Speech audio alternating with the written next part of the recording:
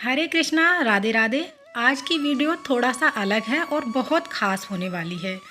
हर महिला के मन में ये कहीं ना कहीं प्रश्न ज़रूर आता होगा, क्या संभोग करने के बाद में बिना बाल धोए लड्डू गोपाल की सेवा कर सकते हैं, या फिर हम किसी और भगवान की, जो बाकी के भगवान हैं मंदिर में, क्या उनकी पूजा सेवा कर सकते हैं।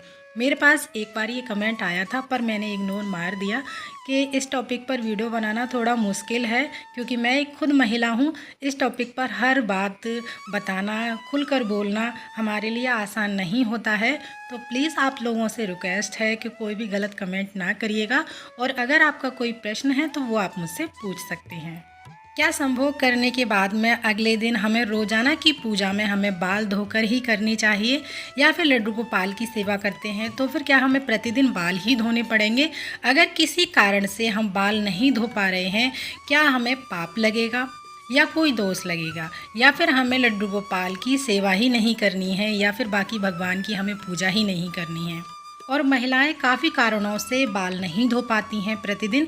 जैसे कि सर्दियां हैं तो सर्दियों में प्रतिदिन बाल धोना पॉसिबल नहीं होता है, या जिनके छोटे बच्चे हैं, बच्चों को फीड कराती हैं, वो महिलाएं बाल नहीं धो सकती हैं सर्दियों में।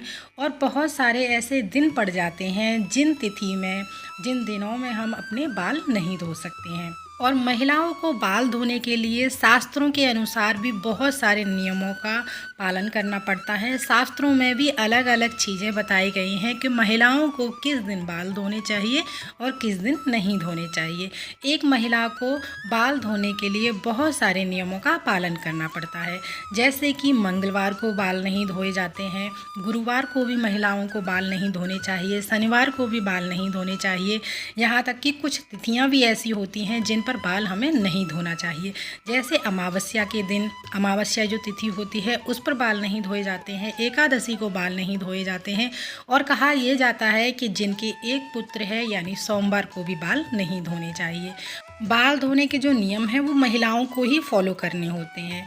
बहुत सारे नियम होते हैं, लेकिन ये ज़रूरी भी नहीं है कि अगले दिन आप उठकर बाल ही धो पाएँ, क्योंकि बहुत सारी ऐसी कंडीशन होती हैं जिन कारण से हम अपने बाल नहीं धो पाते हैं। जैसे न्यू विवाहित महिला होती है तो प्रतिदिन संबंध बनते हैं, तो क्या वो महिला प्रतिदिन बाल धोकर ही पूजा करेगी, या फिर बाल नहीं धोए हैं तो क्या वो पूजा ही नहीं करेगी।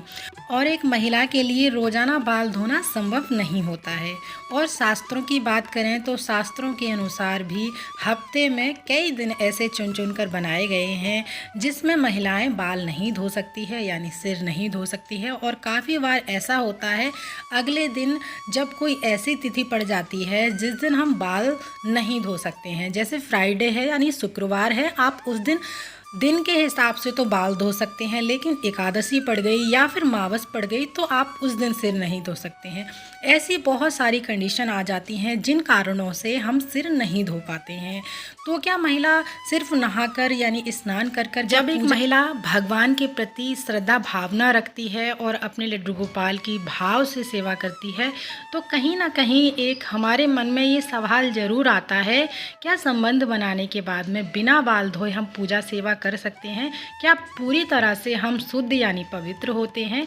तो देखिए, आप अपने मन से ये ख्याल बिल्कुल भी निकाल दीजिएगा कि आप अगले दिन बिना बाल धोए पूजा नहीं कर सकते हैं। ऐसा बिल्कुल भी नहीं है कि आप पूजा नहीं कर सकते। और साथ ही बिना बाल धोए आप अपने लड्डू गोपाल की, अपने प्यारे की सेवा कर सकते हैं बहुत ही भाव के साथ में, और आपके लड्डू गोपाल वो सेवा स्वीकार भी करेंगे। ऐसा बिल्कुल भी नहीं है आप पूजा नहीं कर सकते हैं, और पूजा पूर्ण रूप से आपकी सफल होगी, आपको उस पूजा का फल भी मिलेगा। और कहा जाता है पत्नियां जो होती हैं वो स्नान करने के बाद में पवित्र यानी शुद्ध हो जाती हैं। जो पति होते हैं उनको स्नान जो करना होता है वो बाल धोकर ही करना होता है, और बाल धोने के बाद ही वो पवित्र होते हैं। तो महिला तो सिर्फ स्नान करने के बाद ही पवित्र हो जाती है, वो बाल धोए या ना धोए, स्नान करने के बाद ही वो पवित्र होती है यानी शुद्ध हो जाती है। लेकिन एक पुरुष को बाल धोकर ही यानी सिर से ही नहाना होता है, तभी वो शुद्ध माना जाता है। लेकिन साथ ही अब ऐसा नहीं है कि महिला बिना स्नान किए पूजा सेवा कर सकती है, लेकिन बिना बाल धोए भी पूजा सेवा कर सकती है। आपको शुद्धता का अपना खास ध्यान रखना है। आपको बिना बिना बाल धोए तो आप पूजा कर सकते हैं, लेकिन बिना स्नान किए लड्डू गोपाल की सेवा नहीं कर सकते हैं। गृहस्थ जीवन में महिलाएं रहती हैं, बहुत सारी ऐसी सिचुएशन होती हैं, कंडीशन होती हैं जो हर बार बाल धोकर लड्डू गोपाल की सेवा करना पॉसिबल नहीं होता है। और ऐसे बहुत सारी जैसे विशेष तिथि है या फिर विशेष कोई अनुष्ठान है, कोई पूजा है, कोई तिथि है, तो आपको बाल धोकर ही पूजा करनी चाहिए।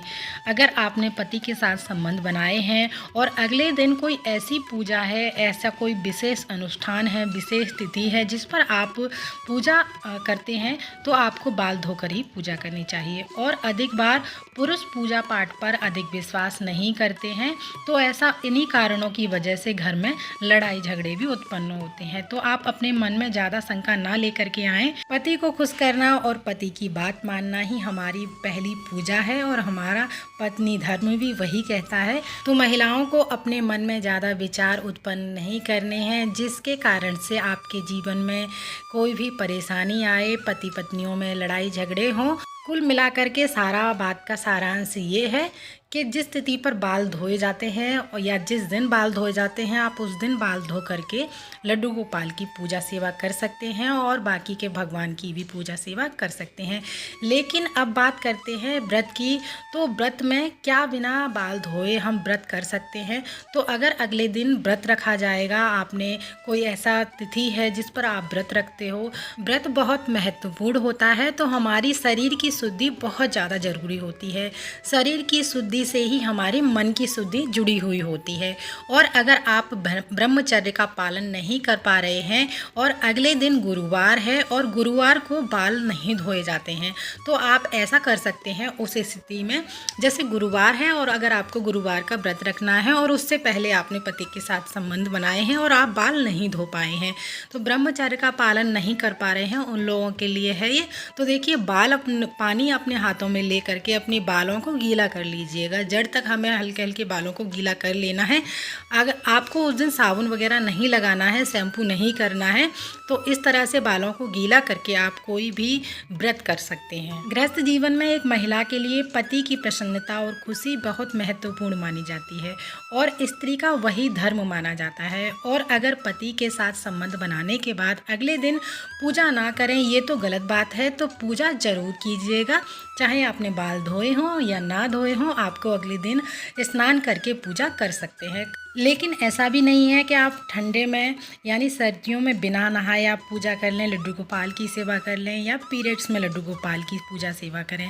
पीरियड टाइम पर नाम जप कर सकते हैं, मंत्र जप आप नहीं कर सकते हैं। अब ऐसा नहीं है कि भक्ति की आड़ में, भक्ति की ओट में आप कोई भी कार्य कर सकें, यानी कोई भी नियमों का पालन ना करें। पुराने समय के भक्तों की अगर भक्ति की बात करें तो वो इतनी भाव में, इतनी भक्ति में खो जाते थे कि वो अपने शरीर का और अपने सारी सुध बुध भूल जाते थे। उनकी भक्ति तक पहुंचने के लिए हमें बहुत सारे नियमों का पालन करना होता है, बहुत सारा समय लगता है, बहुत सारे नियम होते हैं जो हमें फॉलो करने होते हैं। इस तरह की भक्ति करने के लिए बहुत अधिक समय भी लगता है और हर किसी के बस की बात नहीं होती है। तो कहने का तात्पर्य ये है, कोई भी महिला हो, कोई भी व्यक्ति हो, हमें शास्त्र अनुसार ही पूजा पाठ करना चाहिए।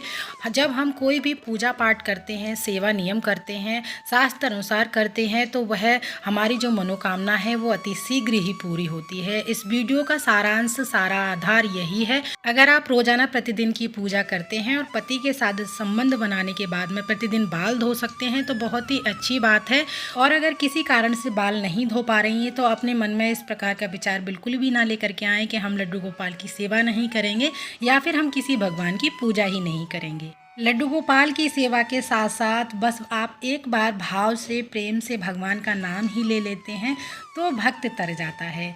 और पाप इंसान को तब लगता है, तब उस व्यक्ति को लगता है जब वो झूठ बोलता है, चोरी करता है, दूसरों का भरोसा तोड़ता है और जो व्यक्ति दूसरों का बुरा सोचता है, हमें इन चीज़ों से पाप लगता है। ना कि हम पति की खुशी के लिए, पति की आज्ञा मानकर जो कार्य करते हैं, उन चीज़ों से हमें पाप लगता है। तो आप बिना बाल धोए भी पूजा सेवा कर सकते हैं और अगर डेली धोना चाहें तो वो आपकी मर्जी है। बहुत ही अच्छी बात है इसमें।